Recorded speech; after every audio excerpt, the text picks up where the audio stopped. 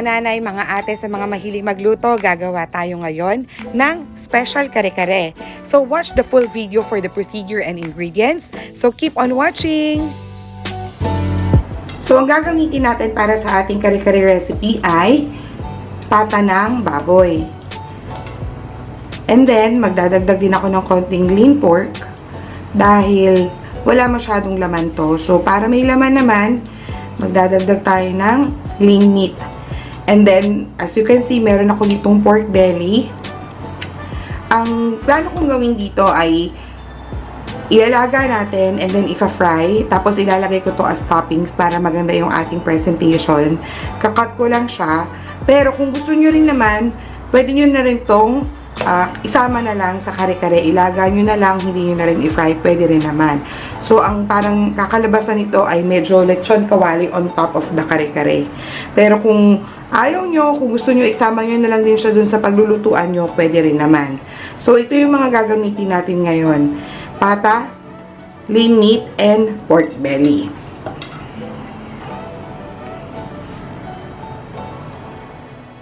Boil natin ang ating meat.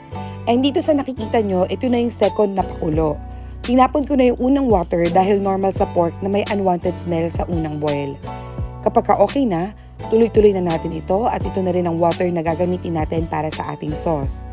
Ito namang nakikita nyo ngayon ang ating pork belly.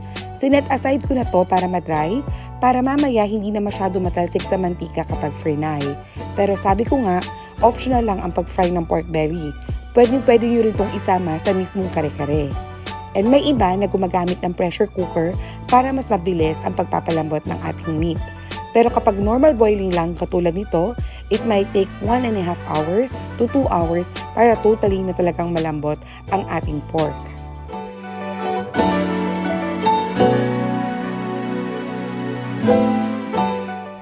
Madali lang gumawa ng kare-kare. Pero kung mapapansin nyo, sa special occasions lang natin to normally hinahanda. Dahil talagang napakatagal magpakulo ng karne. And kung matatapos nyo ang buong video natin, makikita nyo na madali lang to i-prepare at konti lang ang ingredients na kailangan natin. And friends, another alternative sa pata kung ayaw nyong gumamit ng pork ay ang oxtail or ang tripe. Ito ang kadalasang ginagamit ng iba para sa kare-kare dahil talagang malasa rin naman to.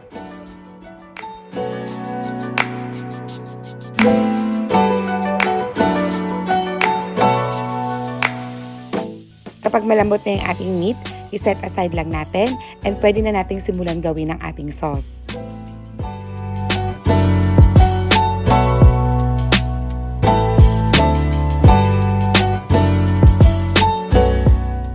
Instead of boiling, ipa-fry ko ang ating Annato Seeds para lumabas ang kulay nito. In that way, kapag fry natin, instead of boiling, ay mas mapapatagal ang shelf life ng ating niluluto.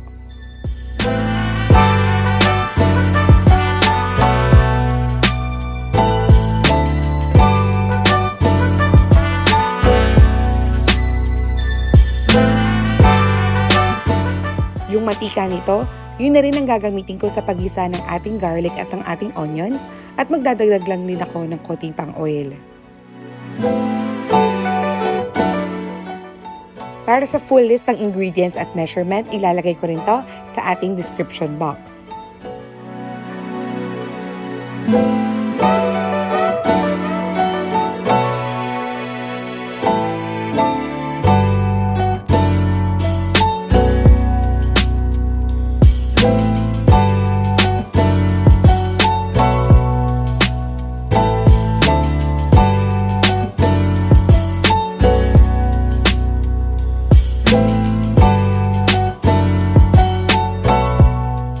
Once na okay na ang ating garlic and onions, balik lang natin ang ating meat.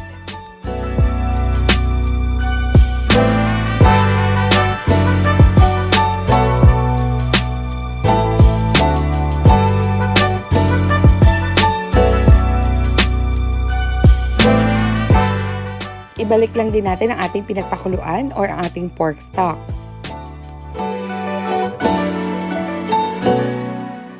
Maglagay lang din tayo ng konting pepper, depende kung gano'n nyo kaanghang kagusto. And pwede rin tayo magdagdag ng water and ng patis Konting-konti lang dahil syempre kasama ng kare-kare ang bagoong.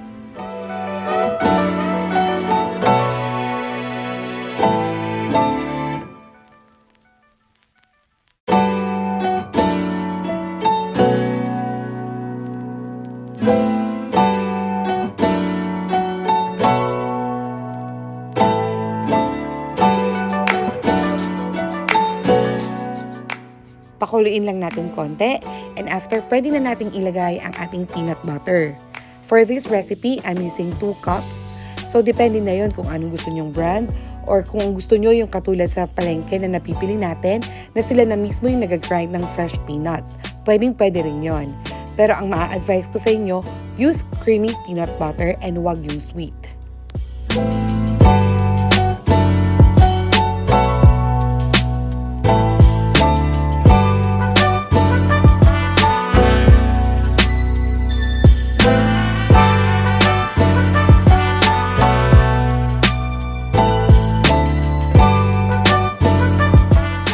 Haluin lang natin mabuti hanggang sa ilalim para maiwasan natin na masunog ang ating peanut butter. And kung napapansin nyo na medyo nagtithicken siya or lumalapot ang ating sauce, normal lang yon dahil sa peanut butter na nilagay natin. Pwede tayo magdagdag pa ng konting water kung gusto nyo.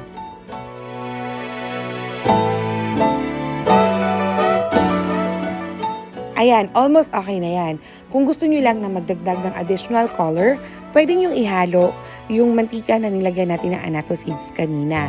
And depende na yun sa inyo kung gaano nyo ka-orange gusto.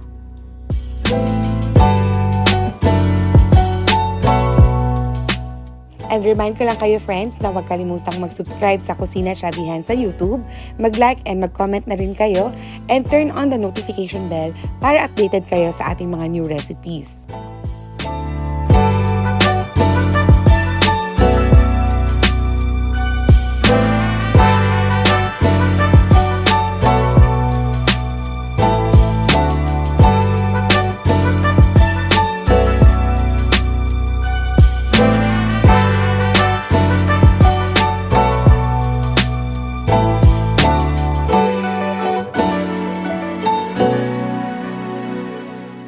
Pag okay na ang consistency at ang lasa sa inyo, then pwede na nating simulan mag-prepare ng ating gulay. Kung mapapansin nyo dito, meron akong lalagyan na may malamig na tubig at yelo. Dahil gagawin natin dito ay blanching. Ito yung pag-preserve ng quality ng ating veggies kahit na naluto na hindi ito magiging sagi. Naglagay lang ako ng konting salt doon sa water na pagpapakuluan ng ating veggies para ma-maintain ito ang magandang kulay.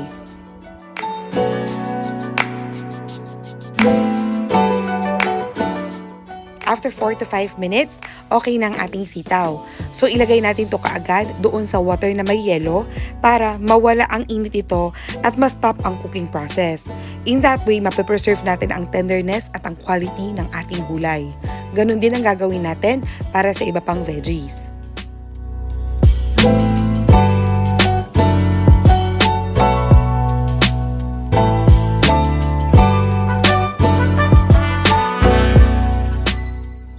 Para sa eggplant, 8 to 10 minutes, okay na yan, soft na yan. Pero, lagay natin ang ating bok choy or ang ating petchay 1 minute bago natin hanguin dahil ito yung pinakamadaling maluto. So, pwede nyo na silang isabay ng eggplant ilagay doon sa ating water na may yelo para again, ma-stop ang cooking process.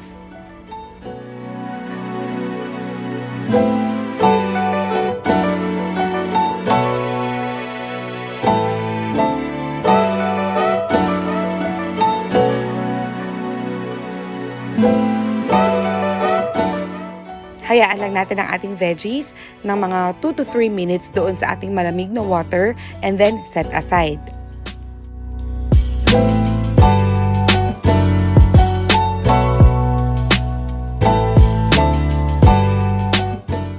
So dito nga, sabi ko nga friends, sa ating pork belly, optional lang to. So, ang gagawin ko ay i-fry ko to each side ng 5 minutes.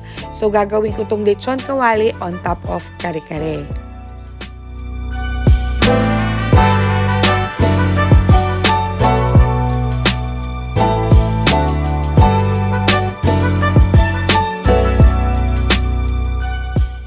And habang inaantay ko maluto ang ating pork belly, pine-prepare ko naman ngayon ang veggies or ang toppings sa ating kare-kare.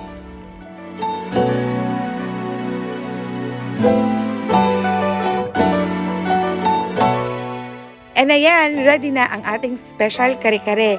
And syempre friends, hindi pwedeng mawala ang ating bagoong. So sana nagustuhan nyo ang ating video. Don't forget to subscribe to Kusina Chubby Hands on YouTube. Like and comment na rin kayo. And please turn on the notification bell so updated kayo sa ating new videos. Thank you friends! Bye!